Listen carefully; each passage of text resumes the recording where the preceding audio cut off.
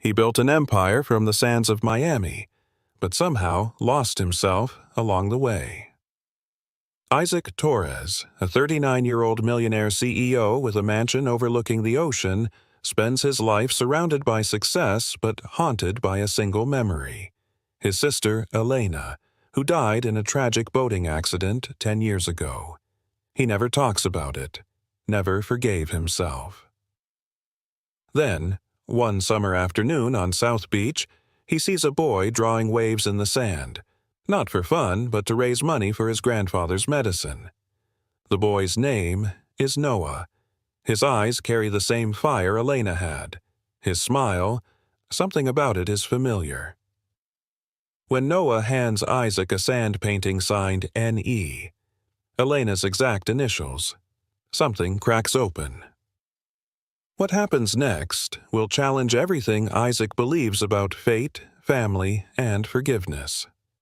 As secrets emerge and a stranger threatens to take Noah away, Isaac must face a question he's never been brave enough to ask. Can a man who's built walls his entire life learn how to be a father? This isn't just a story about wealth. It's about legacy, redemption, and the quiet strength of a child who brings color back to a grieving man's life. Hit that subscribe button for more powerful, heart-tugging stories that remind us what really matters. Your next favorite story starts now. Isaac Torres didn't believe in omens, but something about the air that afternoon felt different. Miami's summer sun burned above the white-tipped surf like a relentless truth, but for once Isaac didn't notice. He walked the shoreline of South Beach in silence, his loafers discarded, the salty breeze tugging at his crisp linen shirt. His assistant had offered to call a car, but he'd waved her off. No entourage, no investors, no distractions, just him, the ocean, and the shadow that still followed him 10 years after it began. He used to love the beach, back when Elena was alive. His sister had once called the ocean her soul's compass, said the waves knew things the sky didn't. Isaac had never understood what she meant until the day the ocean took her. He paused near a lifeguard tower, pressing his hand into his pocket. The fabric brushed the edge of an old chain he still carried, Elena's necklace, the tiny coral charm she always wore. The guilt clung to him like salt on his skin. That day, she'd begged him not to cancel the trip. She insisted on piloting the boat herself, and when the storm rolled in, he'd frozen, just watched the horizon disappear. They found the wreckage 2 days later. They never found her. And Isaac had buried himself in skyscrapers ever since. Oceanfront Realty now owned half the high-rises along Biscayne Bay. He was listed in Forbes. He lived in Coconut Grove in a mansion no one visited, not even family, because there wasn't any left. Or so he thought. He was checking his watch, mentally rehearsing his pitch for the real estate conference tomorrow, when a burst of color in the sand caught his eye. A boy, no older than 11, was kneeling just ahead of him, fingers moving deftly through the shoreline as he crafted an elaborate sand drawing. Not a castle, like most kids would build. This was a picture. A wave, perfectly arched with light indentations that mirrored the foam of the sea. Around it, tiny symbols, stars, shells, suns, were etched with the tip of a broken stick. Curious, Isaac stepped closer. The boy didn't look up. His brow was furrowed in quiet concentration, lips slightly parted as he finished the last swirl of the wave. There was something peaceful about his focus, something almost sacred in the way he moved. Then, with the same stick, he traced 3 letters in the bottom corner of the piece. N.E. Isaac froze. He stared at the initials, blinking once, then again, as if that would somehow change what he was seeing. It wasn't just the art, it was the way the boy's hand curved around the stick, the tilt of his jaw, the mop of brown hair curling at the nape of his neck. It was Elena. The boy looked exactly like her. That's beautiful, Isaac said before he could stop himself. Startled, the boy looked up. His eyes were green, Elena's green, sea glass green, and for a moment Isaac felt his chest tighten so sharply it hurt to breathe. "Thanks," the boy said, brushing sand from his palms. "It's $5 if you want to take a picture." Isaac blinked. "Excuse me?" The boy nodded toward a plastic bucket nearby, where a handmade sign read, "Flowers fade, art lives. Help my grandpa breathe. $5 per sand photo." Isaac stared at the sign, stunned. "You're raising money for your grandfather?" The boy nodded. "He's got really bad lungs.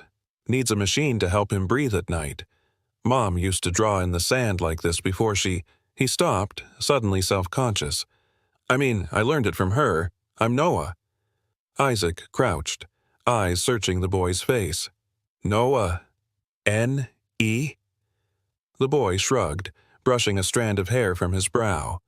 "Noah Elena. She gave me her middle name. Said it was lucky." Isaac sat back on his heels, reeling. Breeze swept over them, scattering some of the drawing's edges. The wave trembled, then dissolved at the top. Noah didn't even flinch. He just began building it again. "Do you do this often?" Isaac asked quietly. "Every weekend. Weekdays after school if I can. The hospital bills are killing us.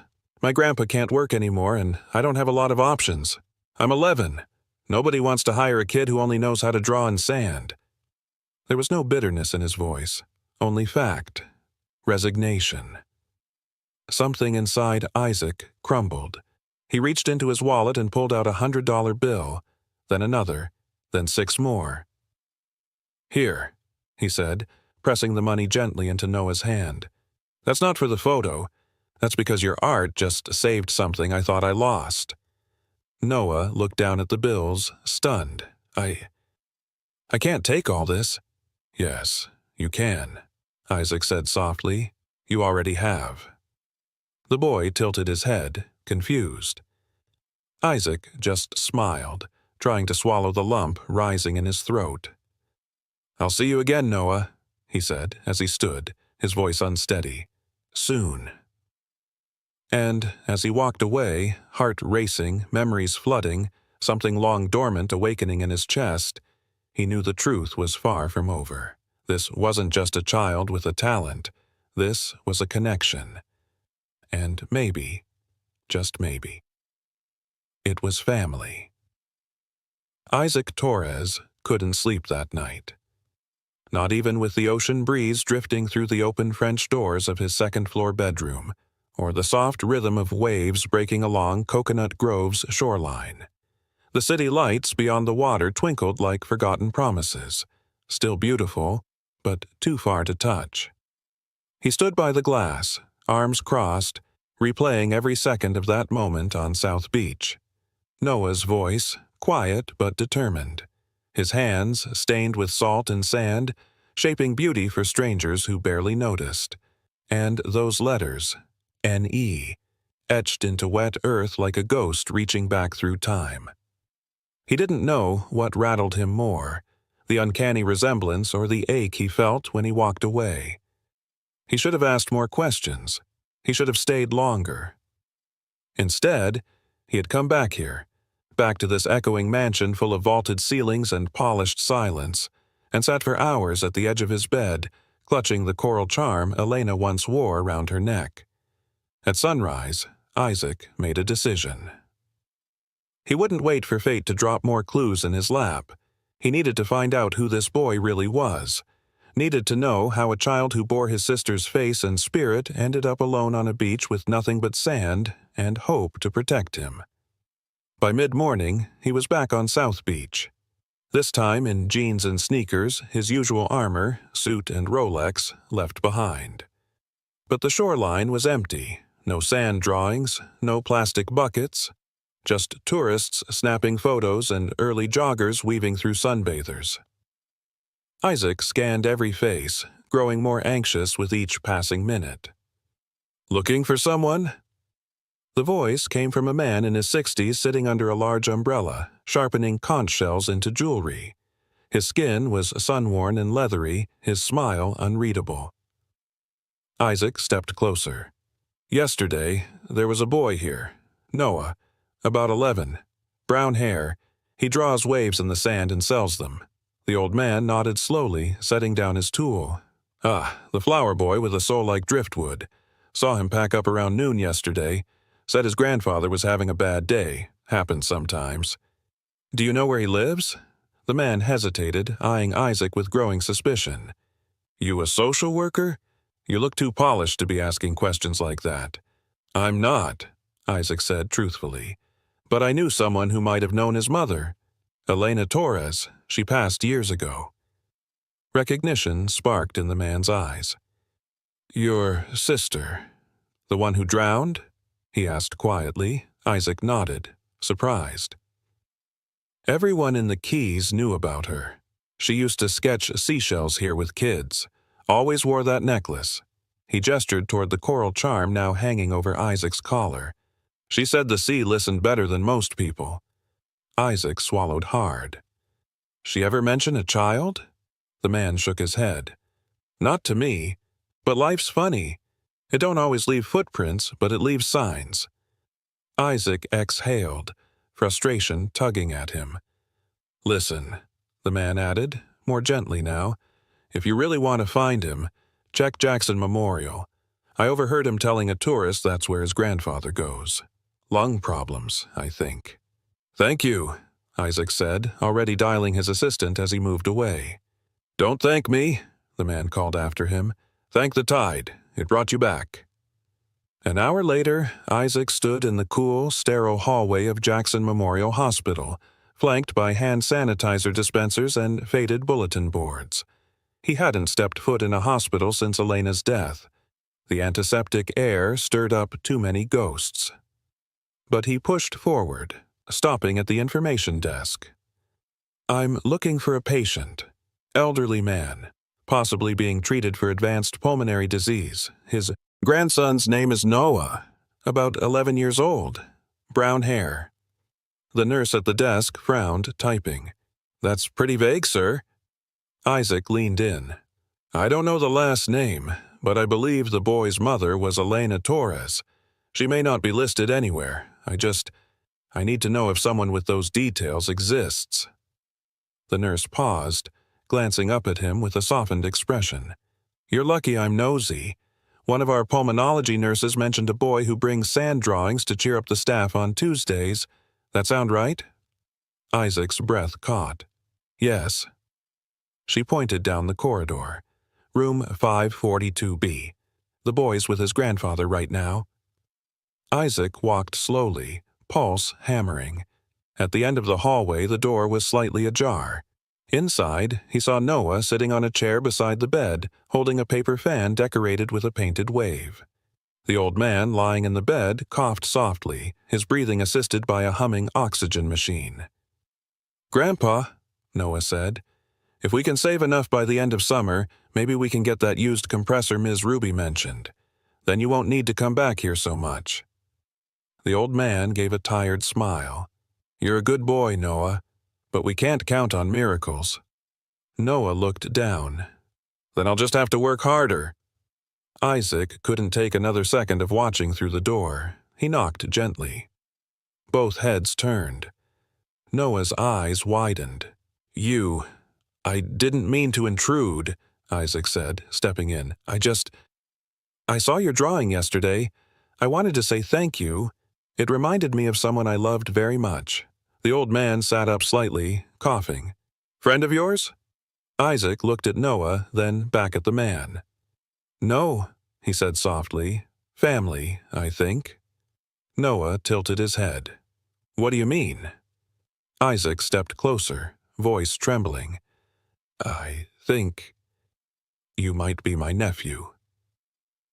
And in that quiet hospital room, where machines whispered and hearts broke without noise, something ancient and tender cracked open inside Isaac's chest.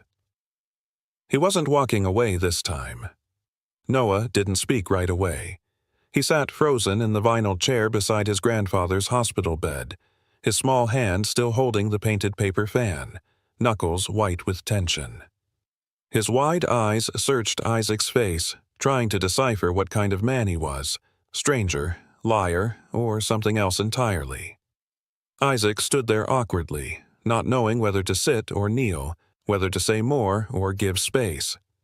The silence in the room swelled, punctuated only by the steady hiss of the oxygen machine and the faint hum of fluorescent lights overhead. The old man cleared his throat, his voice raspy. "You said... You think he's your nephew?" Isaac nodded slowly, his gaze softening. "Yes, sir. My name is Isaac Torres. I had a sister, Elena. She passed away in a boating accident 10 years ago. Before she died, she didn't tell anyone she was pregnant. But yesterday I saw this boy on the beach and—" "You saw him drawing," the old man finished, his tired eyes narrowing.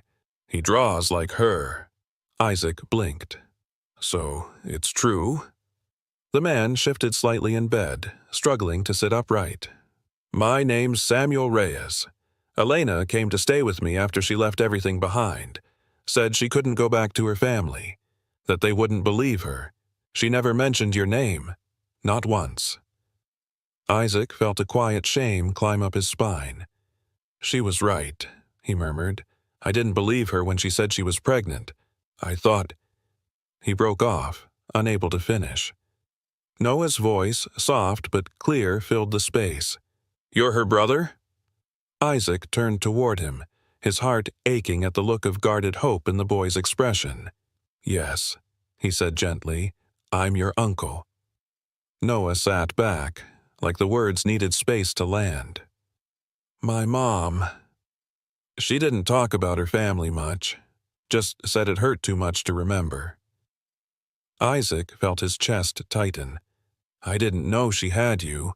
If I had, things would have been different." Noah shrugged with the resignation of someone who'd grown up hearing adults say they would have done better if only they'd known. "She did her best. Grandpa helped. We didn't have much, but—" His voice trailed off and he looked at his grandfather, whose face was pale and tired behind the oxygen tube. Isaac crouched beside him, leveling his eyes with Noah's. "Your mom mattered to me, Noah. She was everything good in my childhood. And now, knowing she left behind someone like you," his voice cracked slightly, "I just want to know you, help you, if you'll let me." Noah looked down, chewing the inside of his cheek. "We don't need help," he whispered. "We've been fine." Isaac didn't push. He reached into his jacket pocket and pulled out the coral charm, Elena's necklace. He held it out, palm open. "This belonged to her. She wore it the last time I saw her. I kept it all these years, hoping I'd find a way to make peace with what happened. Maybe now I can."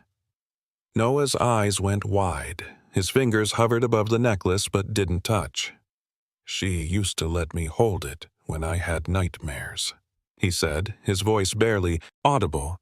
"Said the ocean lived inside it." Isaac smiled softly. "That sounds like her." The moment hung tenderly between them, broken only when Samuel began to cough violently, his chest heaving. Noah dropped the fan and rushed to his side, helping adjust the mask. Isaac jumped up to press the nurse's call button, instincts taking over. A nurse entered moments later, brisk and efficient. "He's okay," she said after checking the monitors. "Just a stress cough. He needs rest." She glanced at Isaac. "Only immediate family from now on." Isaac nodded. "Understood." Once the nurse left, Noah helped Samuel settle back against the pillows, tucking the blanket gently under his arms. His movements were careful, practiced. Too practiced for a child. Isaac cleared his throat.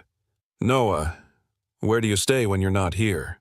"At the apartment above the mechanic shop on Coral Way. Miss Ruby owns it. She lets us stay there when Grandpa's out of the hospital." Isaac took note. "Would it be okay if I stopped by tomorrow? Maybe brought some dinner?" Noah hesitated, glancing at Samuel. The old man gave a faint nod. "Okay," Noah said, but nothing fancy. Grandpa can't eat rich stuff. Isaac chuckled gently. Got it, no caviar. Just tacos? Noah cracked a smile, the first one since they'd met. Tacos are always good. As Isaac stood to leave, he looked back one more time, memorizing the sight. Noah curled up beside his grandfather, the coral charm now hanging from his neck. It was like watching a ghost find a place to rest. Back in the hallway, Isaac leaned against the wall, his breath catching. He felt something shift inside him, quietly, permanently. This wasn't guilt. It wasn't charity. It was the beginning of something sacred. A second chance, carried on a breeze that smelled faintly of salt and sand.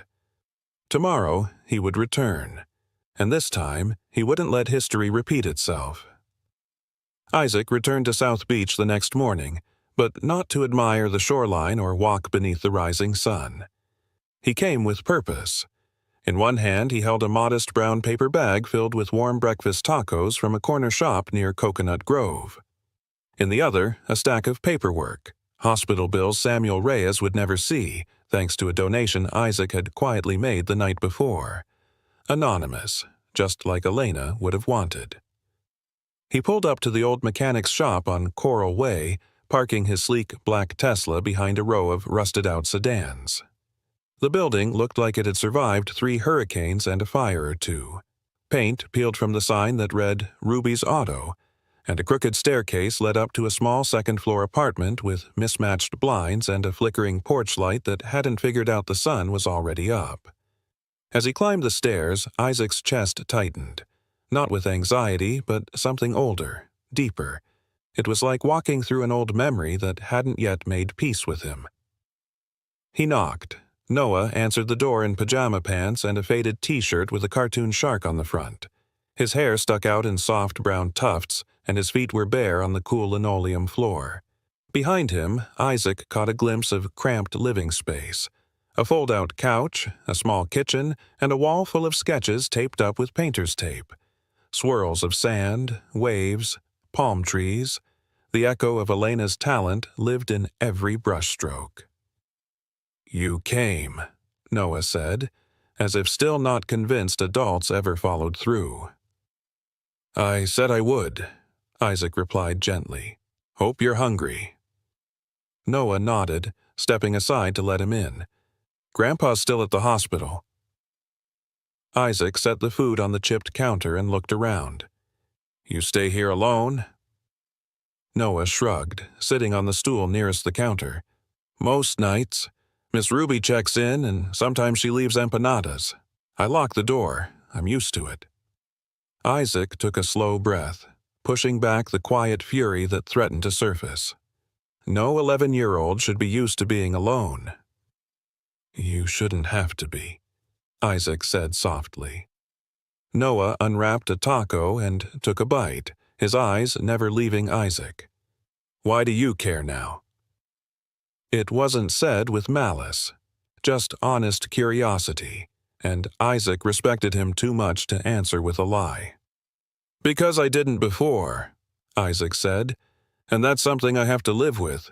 But now that I know the truth, now that I've met you, I can't walk away." Noah swallowed hard, his voice small but firm. "People always walk away." Isaac leaned forward on his elbows, folding his hands. "Then let me prove I'm not one of them." For a moment, Noah didn't say anything. He just nodded slightly and kept eating. As they sat in the quiet, a photo caught Isaac's eye. It was pinned above the microwave, half covered by a grocery list. He stood and gently pulled it free. It was a picture of Elena. She was younger, her hair tied in a loose bun, cheeks flushed with laughter. She was holding a baby, tiny, wrapped in a seafoam green blanket, nose scrunched like he was dreaming of sunshine. Isaac blinked back tears. "That's her." Noah looked up. "That was the only photo we had until Grandpa found a few more in a box last year. He said she never liked being in pictures. Said she thought memories lived better in people's hearts than in frames." Isaac smiled sadly. She always said that. Drove me crazy. Noah tilted his head. What was she like? Before everything? Isaac sat down again, his voice turning warm. She was wild in the best way. She sang too loud in the car. She painted our walls with poetry when she was angry. She was stubborn and kind and never did what people expected. She sounds like a superhero. She was, Isaac whispered, and she would have been so proud of you. Noah looked down, his fingers tightening around his taco. I don't remember her laugh. Isaac reached out without thinking, placing a hand gently on the boy's shoulder. Then I'll remember it for both of us. They sat in silence, two grieving hearts beginning to find rhythm in each other's presence. Then, with a hesitant smile, Noah stood up. Want to see something? Isaac followed him to the small room off the kitchen. The bed was unmade, but the floor was spotless. On one side of the wall were hand-drawn sketches. On the other, arranged carefully in a shoebox lid, were old seashells, smooth stones, and one yellowed note. Isaac picked it up, his eyes scanning the familiar handwriting. To Noah. When the tide rises, let it carry your dreams to shore. Love, Mom. It wasn't signed with her name, but with 2 letters. His breath caught.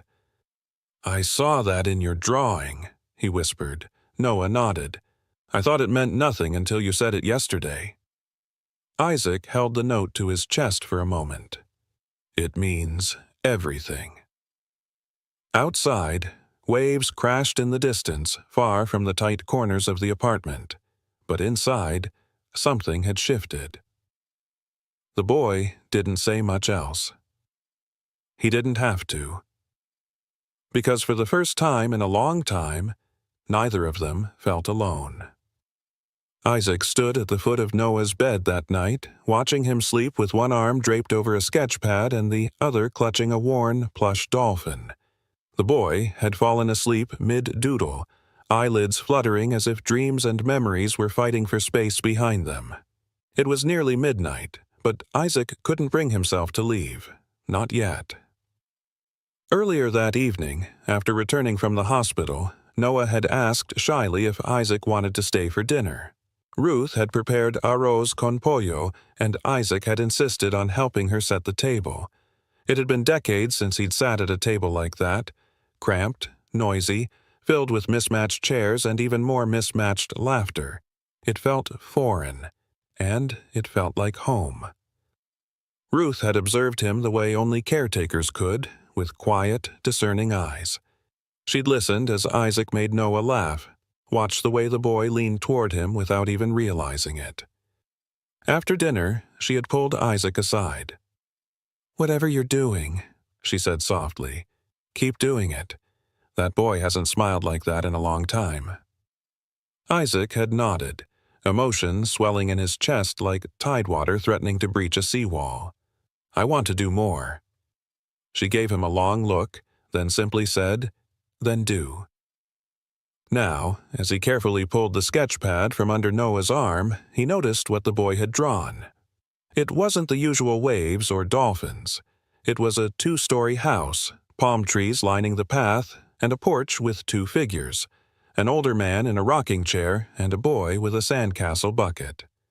Next to them stood another figure, taller, stronger, holding the boy's hand.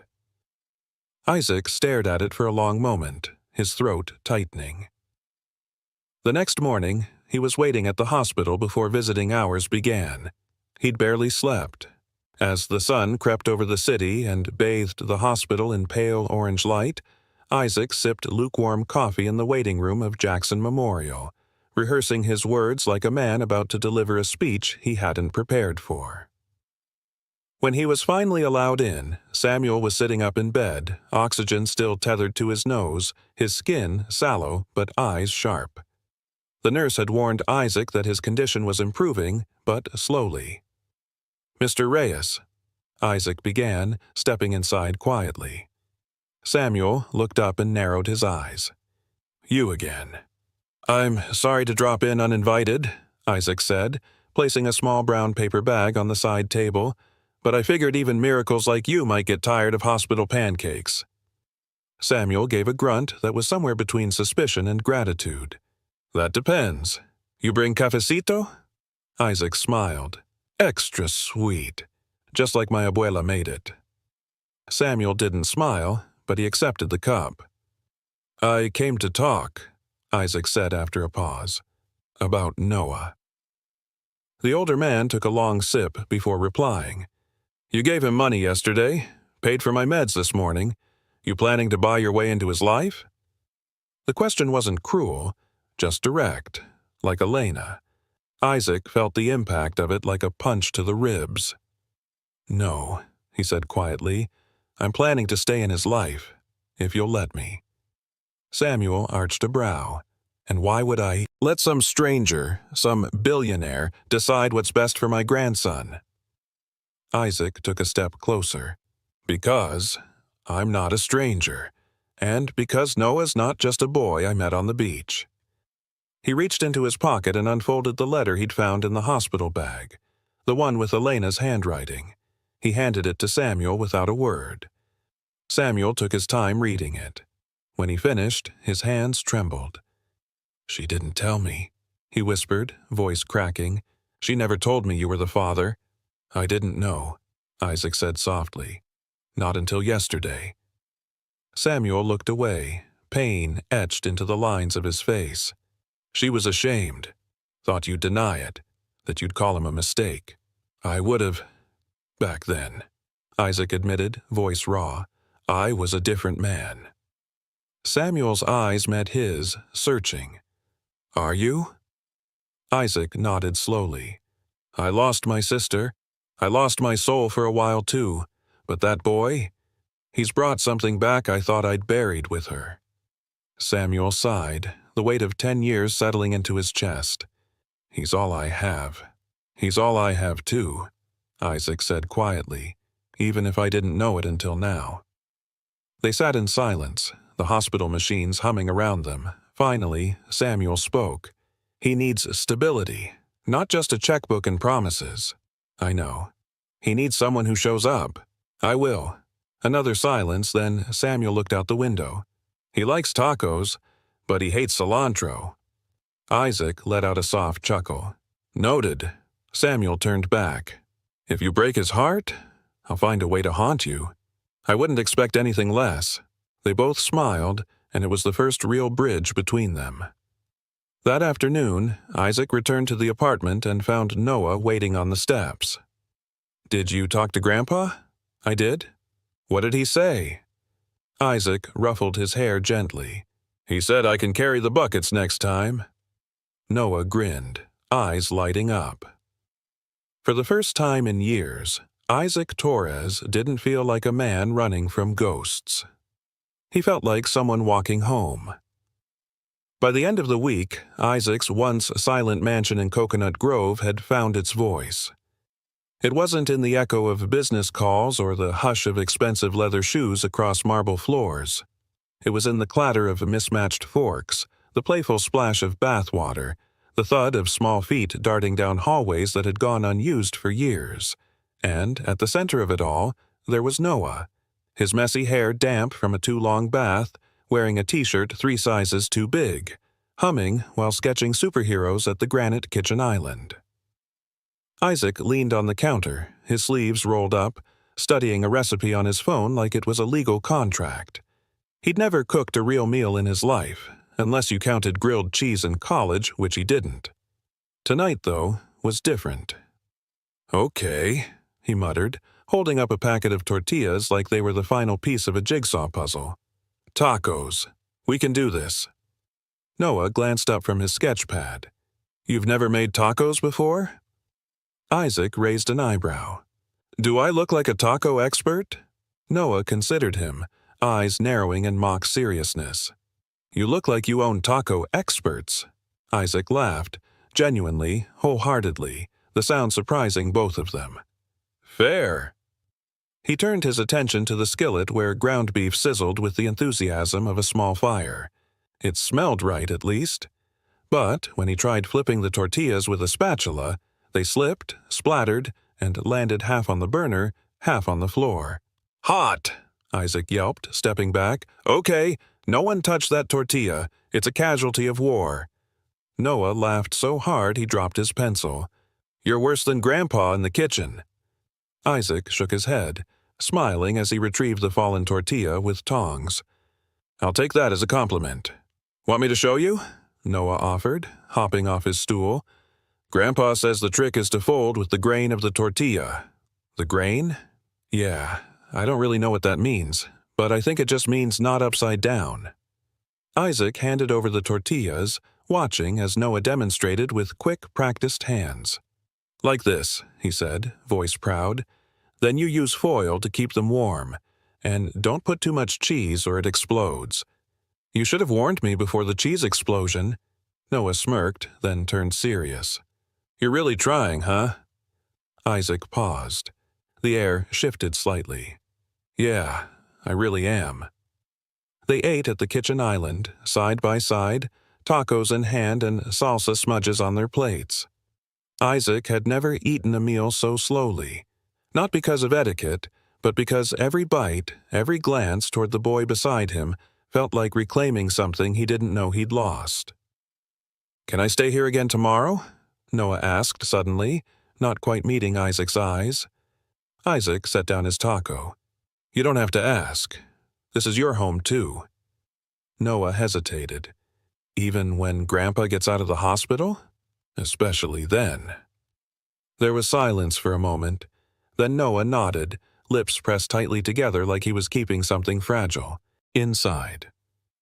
Later, after dinner was cleared and Noah was in the den watching cartoons, curled into the plush couch like he'd always belonged, Isaac stepped out onto the back patio. The ocean breeze ruffled the white curtains as he stood looking out over the water, the moonlight reflecting off the waves like a memory that refused to fade. He pulled out his phone and dialed Ruth. "How's he doing?" she asked immediately. "Better," Isaac said softly. "I tried making tacos tonight." "God help you," he chuckled. "He saved them." "I'm not surprised. That boy can make $1 and a dinner out of anything." Isaac grew quiet. "Thank you for trusting me." "I didn't," Ruth said bluntly. "Not at first, but Noah did, and I follow his lead more than you think." He exhaled. "Ruth, there's something I found in Samuel's things. A letter from Elena." There was a long pause on the line. "You read it?" "I did. She never told me." "No," Ruth said, her voice softening. "She didn't want to burden you. She thought you had your world, and she didn't think she'd fit into it anymore. She never gave me the chance. You never asked for it." Isaac closed his eyes. That truth hurt, but he deserved it. "I'm trying to change that now. She'd have wanted that. But Noah, he's had a lot of grown-ups make promises and disappear. I won't be one of them." "You better not be," Ruth replied quietly, "because that boy's starting to believe in you." Isaac ended the call and stayed outside, listening to the sound of waves folding into shore. Inside, Noah had fallen asleep on the couch, one hand still clutching the TV remote, the other resting on the open page of his sketchbook. It was another drawing, this one of a tall man and a boy standing on a balcony, looking out over the ocean. The man was smiling. And Isaac, with tears quietly pooling in the corners of his eyes, realized he was too. The scent of antiseptic and the low hum of medical monitors filled the air as Isaac stepped into Samuel's hospital room the next morning. The walls were bare, the window cracked open slightly to let in Miami's humid breeze. Noah sat cross-legged in the armchair by the bed, sketching quietly, his face pale but calm. He'd insisted on coming today. Isaac gently placed a bag of fresh mango slices and a new sketch pad on the table. "For when you get tired of drawing on napkins," he said softly. Noah looked up, offering a small, grateful smile. "Thanks." He glanced at the bed. "They said Grandpa might be awake today." Isaac nodded. "He's stable. That's good news." For a while they sat in silence, the kind of silence that didn't feel empty. Isaac watched the slow rise and fall of Samuel's chest, and something inside him stirred. Guilt, maybe, or a delayed sense of duty. Eventually, Noah stretched and wandered down the hall to get water, leaving Isaac alone with the man who, without ever knowing it, had raised his nephew. He stood, walked to the dresser, and opened the top drawer, looking for something practical, lotion, chapstick maybe, but what he found instead was an old leather pouch, cracked at the edges. It had Elena's handwriting on the flap. Isaac stared at it, his breath catching. Inside, folded neatly, was a letter addressed to him. Isaac. If you're reading this, it means I couldn't find the words while I was alive, but I needed you to know. His fingers trembled as he opened it. I didn't plan to keep anything from you. I was going to tell you about Noah. That night, before the boat, I was going to say everything, but the storm came fast. I made a choice. I didn't want to worry you before the conference. I thought I'd have more time. Noah is yours, Isaac. He always was. I know you've been told for years you couldn't be a father, and maybe that truth made you shut that door completely, but miracles don't wait for permission. He was mine for a while, but I always hoped, deep down, one day he'd be yours too. If you're holding this, please don't let him go. Tears slipped from Isaac's eyes before he could stop them. He pressed the letter to his chest, crumpling its edges in his grip. He remembered that night vividly, the storm, the panicked calls, the way he'd blamed himself for not stopping her from sailing, but never, not once, had he imagined she'd been carrying more than grief. A son. His son. Are you okay? Noah's voice was soft, hesitant. He stood in the doorway, holding a paper cup of water. Isaac blinked, swiped at his eyes quickly. I found something your mom left behind. Noah walked slowly over, looking down at the letter in Isaac's hand. She used to write in those at night, he said, before bed. Grandpa said she talked to someone who wasn't there. Was that you? Isaac nodded slowly, unable to find words. Noah didn't ask to read the letter. He just sat beside him on the edge of the bed, their shoulders barely touching. My mom told me stories about you, he said eventually. She said you were brave and smart, and you always believed in things, even when no one else did. Isaac's voice cracked. I stopped believing in a lot after she died. Noah looked up at him, his eyes strikingly familiar, Elena's and his own, all at once. I think maybe she believed enough for both of you. A long silence fell between them. Finally, Isaac said, I should have known. I should have looked for the truth. She didn't want anyone to feel guilty, Noah said quietly. She just wanted people to be better. That's what she always said. The curtain shifted slightly with the breeze. Outside, a storm cloud hovered in the distance, but inside the room, the atmosphere had shifted. Warmer, clearer. I want to do right by you, Isaac said, voice barely above a whisper. Not because I feel bad, but because you deserve it, because you're my family. Noah's eyes welled up, but he didn't look away. So, does that mean I'm staying? Isaac didn't hesitate this time. Yes, if you'll have me. Noah nodded slowly. I think Mom would like that. They sat in silence again, but this time it felt like a beginning. When Ruth arrived that afternoon, Isaac met her in the hallway and handed her the letter. She read it silently, tears pooling in her eyes. She really did try to tell you, Ruth said. She just never made it. I know, Isaac replied, but I'm here now. She'd be proud, Ruth said gently. But remember, Noah's not just a second chance. He's a person. He'll need more than a roof and a bed. He needs someone who stays. I intend to, Isaac answered firmly. As he returned to the hospital room, he saw Noah carefully adjusting the blanket on Samuel's bed. There was a gentleness to it, instinctual, thoughtful, just like Elena. For the first time in years, Isaac felt like he wasn't living in the shadow of grief. He was walking toward the light, and the boy in that room? He was the reason why. The following morning, Isaac stood at the marble kitchen island of his Coconut Grove home, watching the sunlight spill in through the tall windows. The beach shimmered just beyond the glass, and inside, the quiet hum of the espresso machine softened the tension tightening in his chest.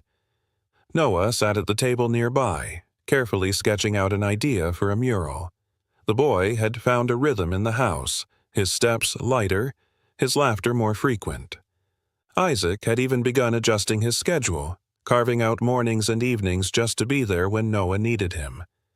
But peace, Isaac knew too well, never lingered long when the past hadn't finished its reckoning.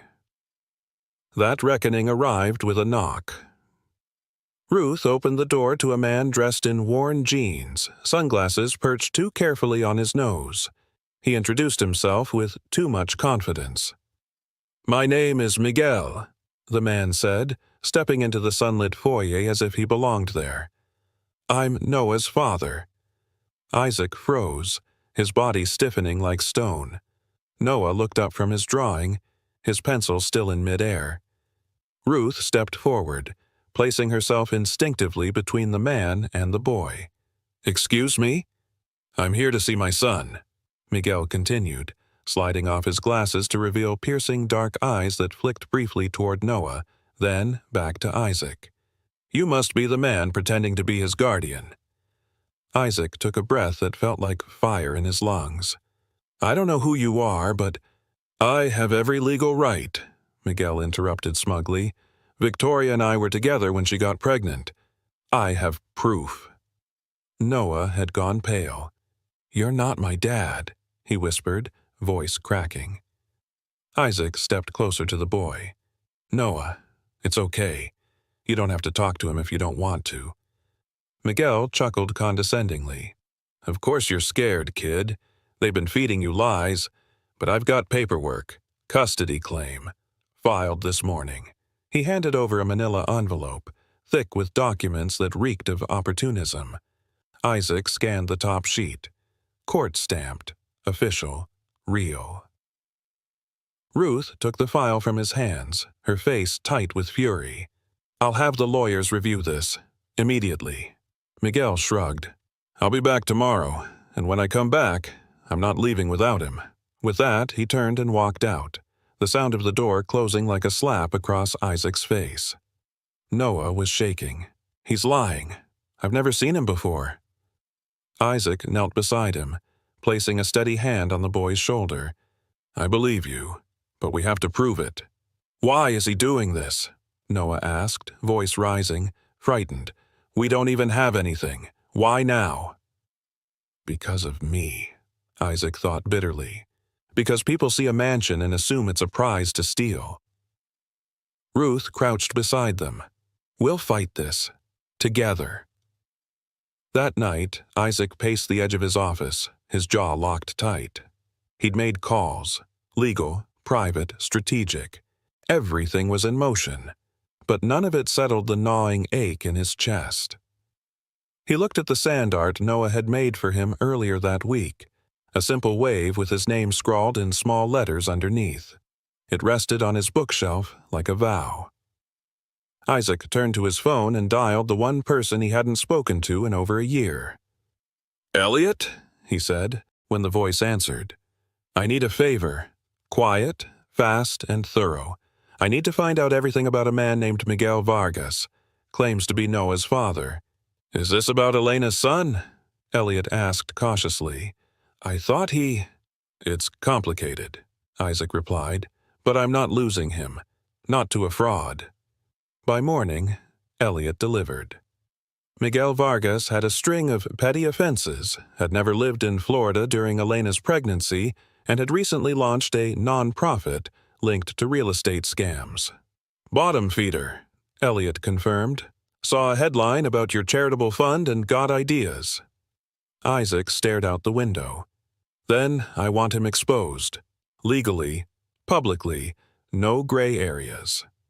He turned from the window and found Noah standing quietly at the door, holding the morning's newspaper. A small, blurry photo had been printed beside an article about Oceanfront Realty's upcoming Miami conference. Isaac's name was bolded, and right next to it? "Is that him?" Noah asked. "That man?"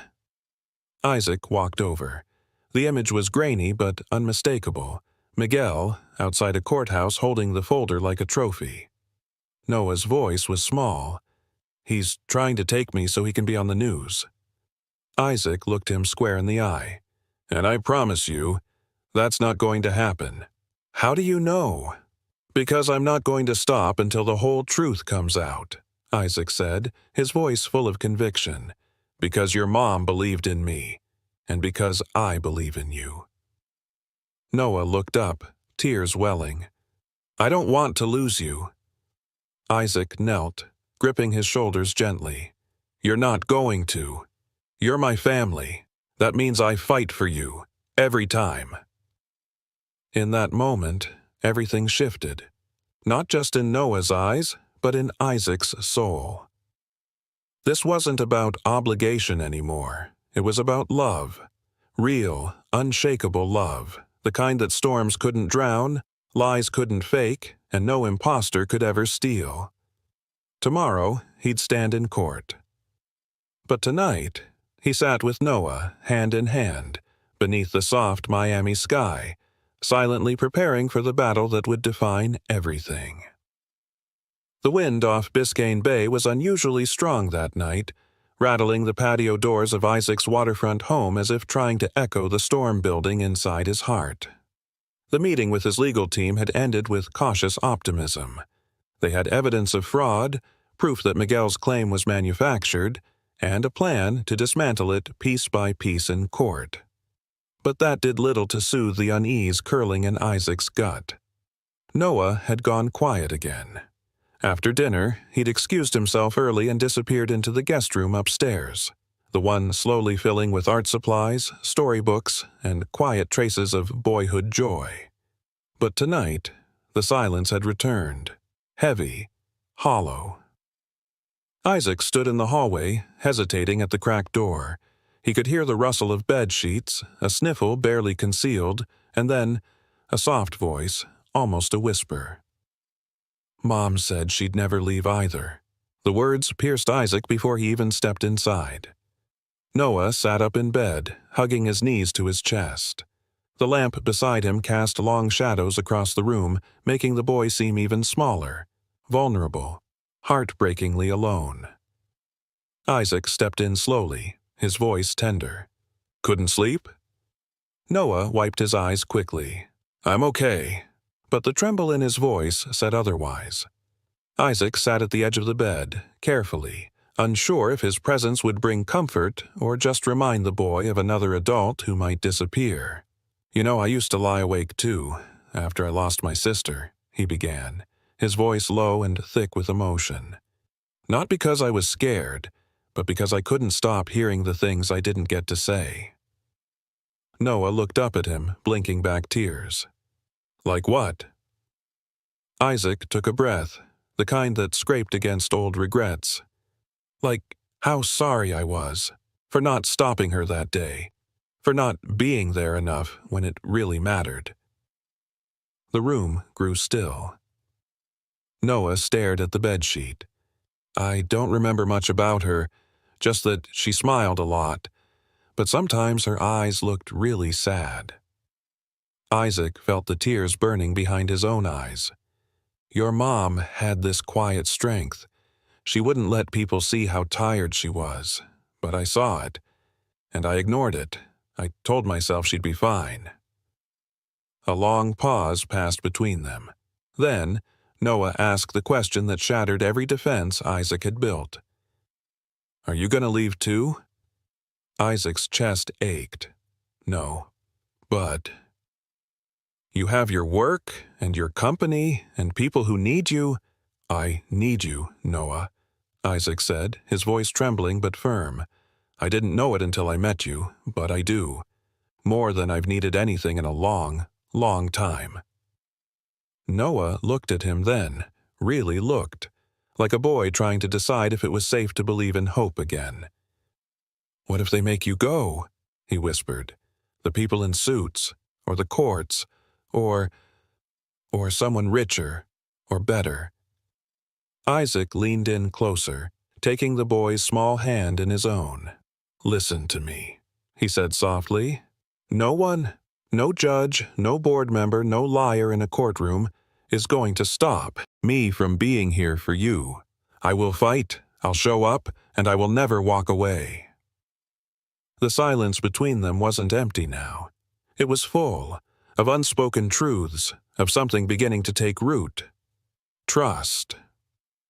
Noah didn't say anything at first, but slowly, cautiously, he slid across the bed and leaned against Isaac's side, just enough for Isaac to wrap his arm gently around the boy's shoulders. "I keep having this dream," Noah murmured. "I'm on the beach, and I see Mom. She's drawing in the sand again. But when I run to her, the waves wash everything away." Isaac closed his eyes, heart breaking open. "Then we'll draw it again, together," he whispered. "We'll build new memories, ones the waves can't touch." For the first time since Victoria's letter, since the revelation of who Noah really was, Isaac didn't feel like a man patching over his guilt with promises. He felt like a father. And not in the legal sense. In the soul, deep, unshakable way that comes from choosing to stay, even when it hurts, even when it's hard. Later that night, as Noah drifted off to sleep beside him, Isaac sat in the dark, replaying the boy's question. "Are you going to leave too?" He looked around the room, at the little socks on the floor, at the sketch of the wave, still taped beside the bed, at the worn teddy bear that had traveled with Noah from the shelter to this home by the sea. And then he whispered a promise, just to the night. "I didn't save him. He saved me." Tomorrow, the battle for custody would intensify. But tonight, Isaac Torres stayed where he was most needed.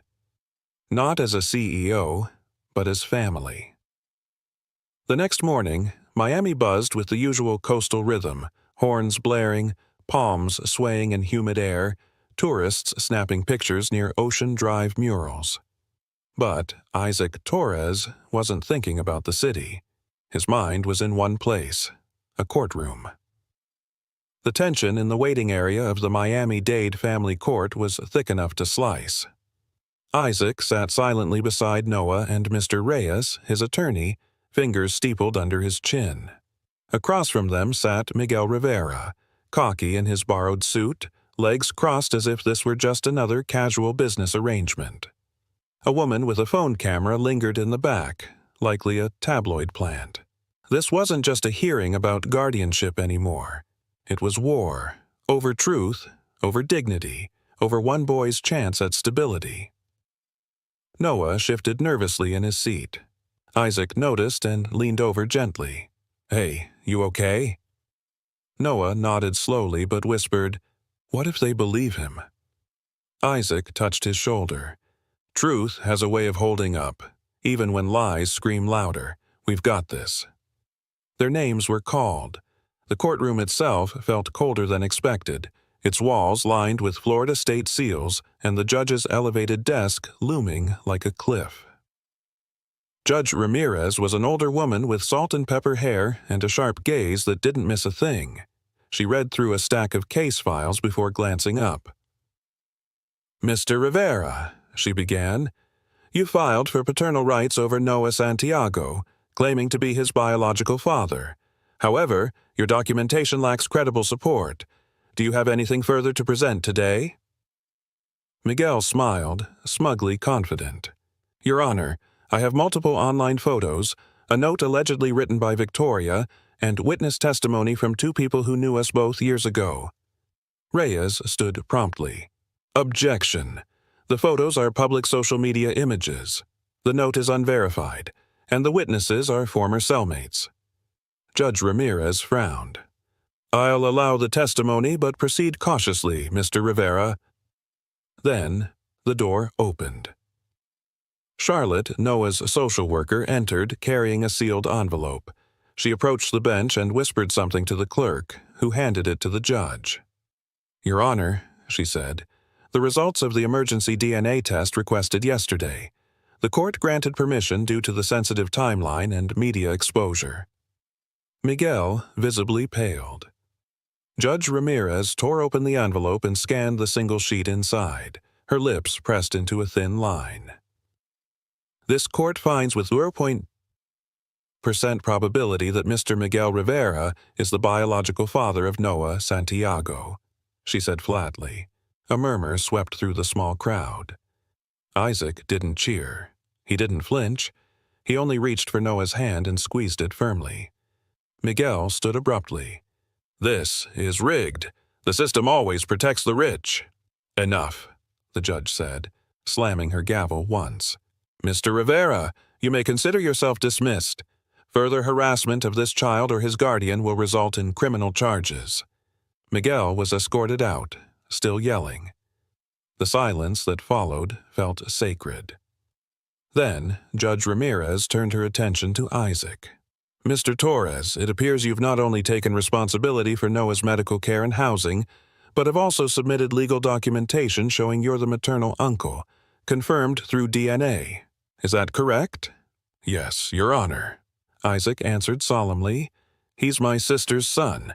I didn't know about him for most of his life, but now that I do, I won't fail him again. She nodded slowly. And you've provided character statements from neighbors, teachers, medical staff at Jackson Memorial, and documentation from the child's therapist, who all state that Noah is thriving under your care. Reyes stood again. We have, Your Honor, and we'd like to present one final piece of evidence. He handed over a folder, inside of which were drawings, sketches Noah had done of himself, his mother, his grandfather, and now Isaac. One drawing in particular showed a small boy holding a man's hand beside the ocean.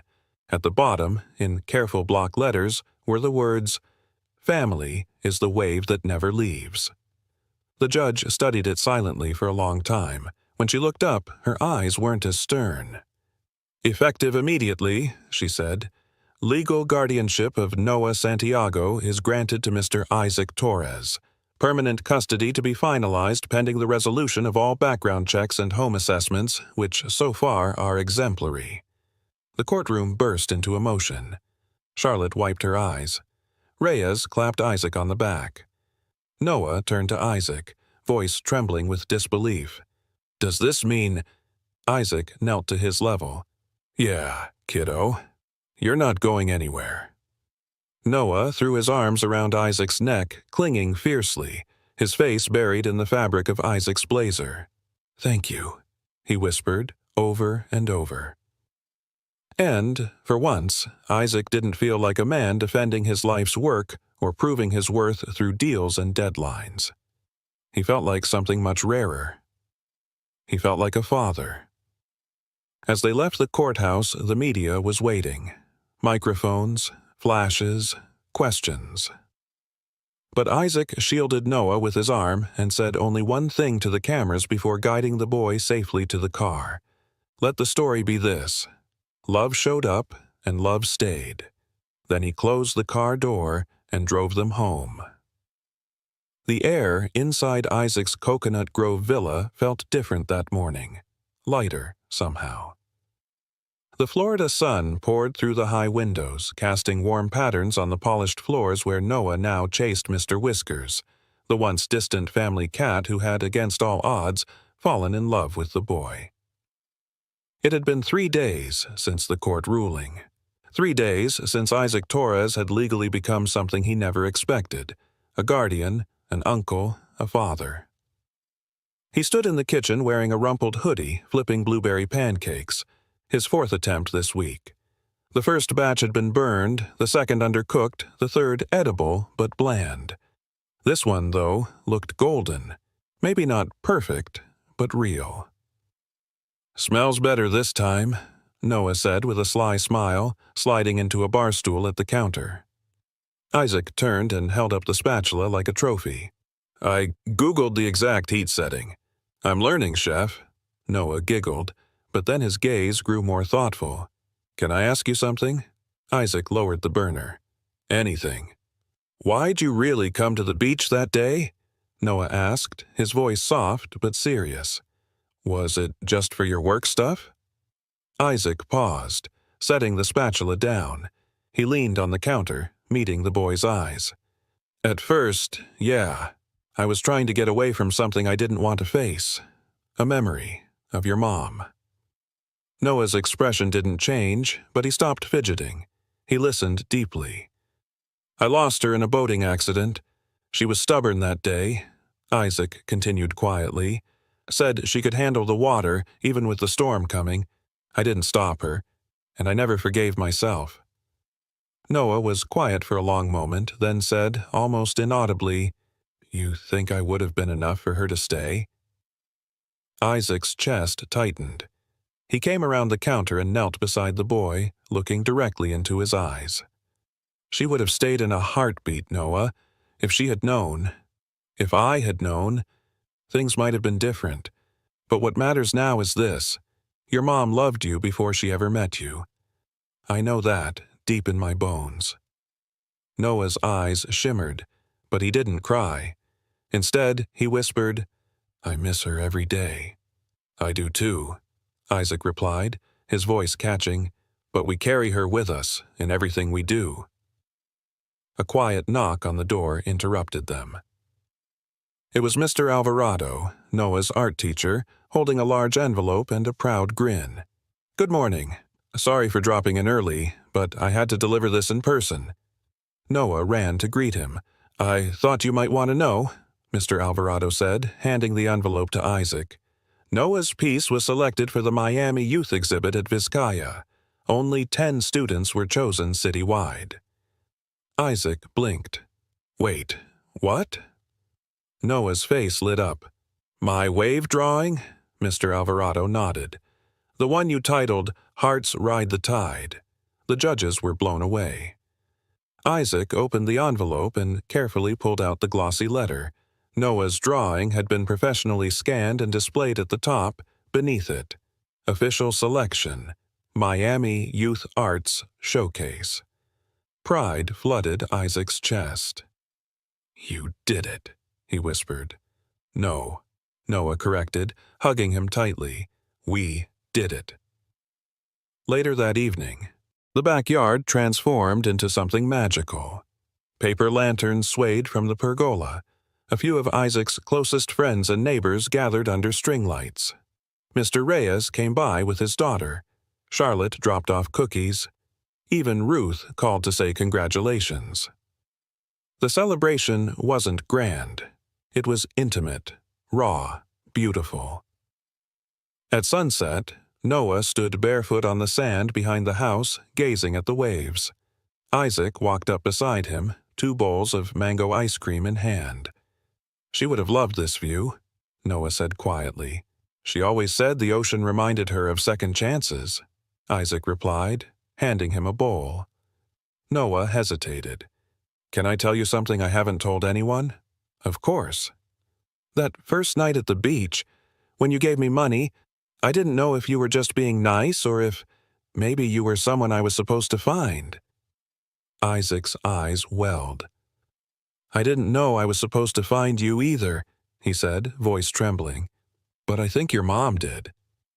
Noah looked up at him, the golden light of dusk reflecting off his eyes. "Do you think I can call you something different now?"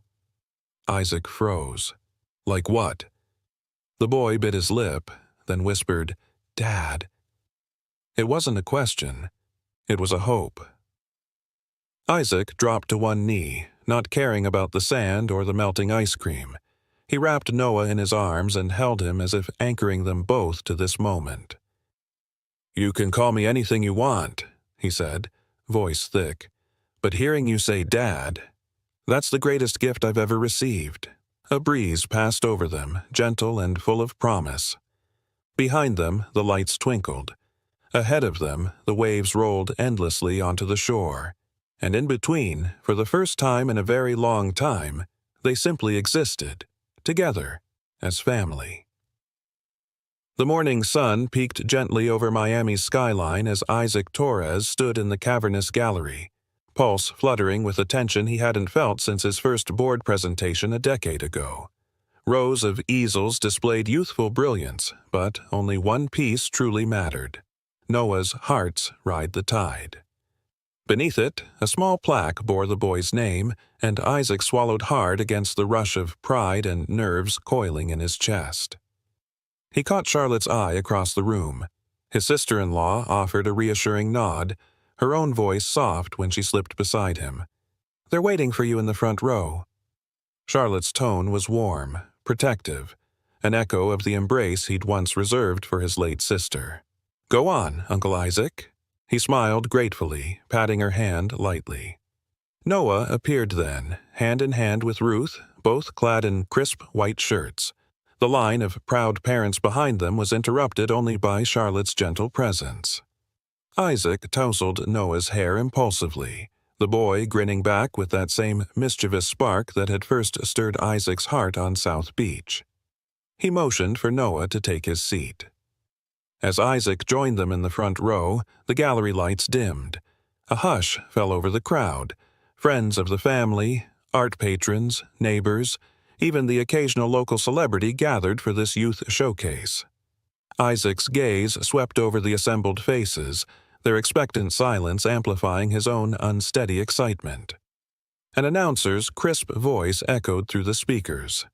"Next, we have Hearts Ride the Tide by 11-year-old Noah Torres." Isaac's chest tightened. He caught Ruth's encouraging smile, then leaned toward Noah. "You've got this, champ." Noah's small hand squeezed Isaac's. "I will, Dad." Isaac's throat constricted. Already the word felt sacred, weighty with promise. He reached down, brushing fingers against Noah's cheek tenderly. The boy nodded once, determinedly. Then, under a single spotlight, the announcer stepped aside. Noah walked forward, his shoulders straight, eyes flicking briefly to Isaac before shifting to face the audience. Silence reigned as he uncased his easel, revealing the vibrant waves, cool aquamarine under a blush-pink sunrise, and the tiny figures cradled on its curves. Every eye in the room followed Noah as he cleared his throat, voice small but unwavering. "This is my mom's favorite place," he began, glancing at Isaac with a quiet intensity. "Before she got sick, she told me every wave was like a heartbeat that carried hope. My painting is about how love stays with you, even when someone's gone." A collective breath seemed to hold, the emotion rippling through the gallery like a gentle tide. Noah paused, his gaze lingering on Isaac's face. "My dad didn't know I existed until he saw me selling flowers to help my grandfather. But now he's here. And I know love can bring families back together." Up in the front row, Isaac's eyes glistened. He swallowed past a lump in his throat and applauded fervently, tears spilling as he cheered for the boy who'd rebuilt his world. One by one, the audience erupted into applause, soft at first, then thunderous. As the clapping washed over him, Isaac felt something shift deep within. The fortress of grief and guilt that had bound him for years cracked open, and in that fracture, light poured through. He stood, slipping off his jacket to drape over Noah's shoulders as the boy retreated to Isaac's side, cheeks flushed with triumph. "Thank you," Noah whispered, voice thick, "for always being there." Isaac gathered him in a tight hug, breathing in the warmth of this imperfect, irreplaceable family. "I'll always be there," he vowed, gently brushing back Noah's hair. "You're my heart's tide." Later that afternoon, Florida's golden glow bathed the backyard where they celebrated in earnest. A battered bounce house rose like a cheerful island in the lawn, and the aroma of grilled fish tacos mingled with laughter. Charlotte snapped candid photos. Mr. Reyes taught Connor to juggle oranges. Ruth watched Sophie coax shy toddlers into the castle. In the center of it all, Isaac and Noah stood by a low table decorated with seashell garlands. 2 cakes, one vanilla, one chocolate, stood side by side, each adorned with ocean blue frosting and sugar waves. On the vanilla cake, a tiny fondant paddleboard. On the other, miniature flip-flops. Noah looked up at Isaac, eyes wide with delight. "Make a wish," Isaac urged, handing him a flaming candle. The boy closed his eyes tightly, blew gently, and opened them to reveal a grin. "I wished that this would never end." Isaac chuckled softly, heart aching with tenderness. Neither one of us would want it to. They shared a slice of cake, crumbly sweetness a perfect contrast to the salty breeze, and Isaac marveled at how simple moments could carry the weight of lifetimes. He caught Ruth's gaze as she passed by, and she winked, mouthing, "He did good." As twilight deepened, the family drifted toward the shoreline. The ocean's hush felt familiar, a heartbeat they'd both come to trust. Noah scuffed the sand with his toes. Isaac knelt beside him, picking up a smooth shell.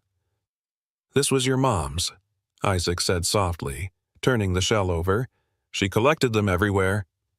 Noah nodded, tucking it gently into his pocket. "Now it's ours." They walked hand in hand toward the waves, footprints trailing behind like whispered promises.